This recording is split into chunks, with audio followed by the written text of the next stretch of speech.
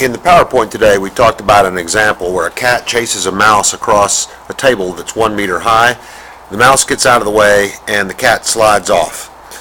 So the cat slides off the table. The height of the table is 1 meter, and it lands a distance of 2.2 meters away. So this right here is dx, and this right here is dy.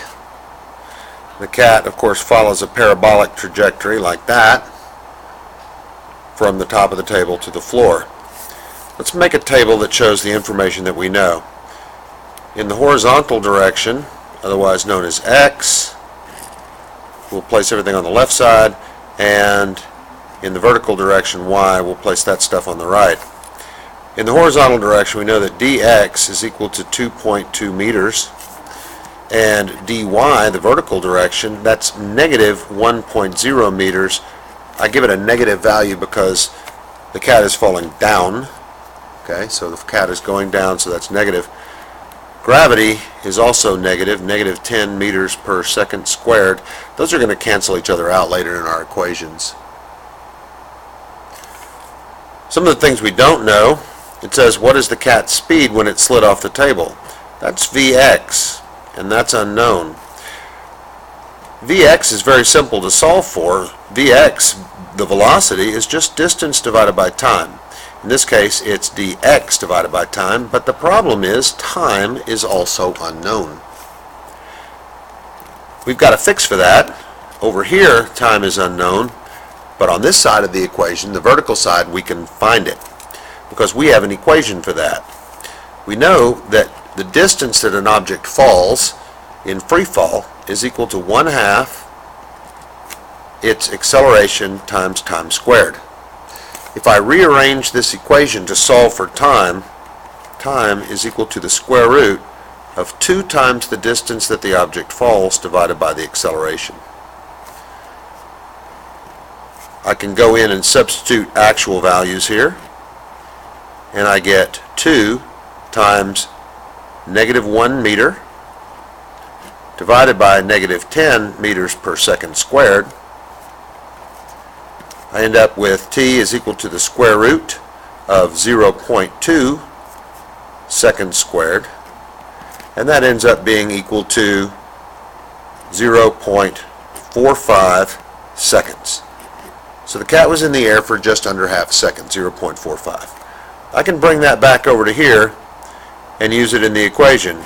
Vx is equal to distance divided by time, so I have 2.2 meters divided by 0.45 seconds. I plug that into my calculator, and I get Vx is equal to 4.89 meters per second. So this is the answer to the first part of the question. How fast was the cat going when it slid off the table? The second part requires that we know a little bit more. The cat's velocity before it hits the ground is the resultant of its horizontal velocity and its vertical velocity. Its vertical velocity is trivial to solve for because we know that velocity is equal to the acceleration times time. Since we know the time, and we know that the acceleration is negative 10 meters per second squared times 0.45 seconds, we know that the vertical velocity is equal to 4.5 meters per second. It's negative, actually. So these are our two velocities. All we need to do now is a little bit of vectors. So our Vx is equal to 4.89 meters per second. Our Vy is equal to 4.5 meters per second, which means that our resulting vector, the velocity with which the cat hit the ground, Vr, we can solve for it by the Pythagorean theorem. Vr squared is equal to Vx squared plus Vy squared. In other words, Vr is equal to the square root of 4.89 squared plus 4.5 squared.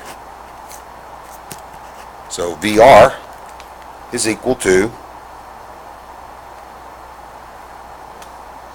plug this into my calculator, 4.89 squared plus 4.5 squared, and I get 6.65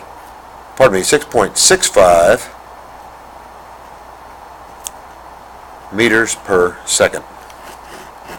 So this is the velocity of the cat when it struck the ground. It's a combination of the 4.89 and the 4.5. Notice that the number is greater than either one of these, but less than the total of these, which puts it in the range of being a reasonable answer.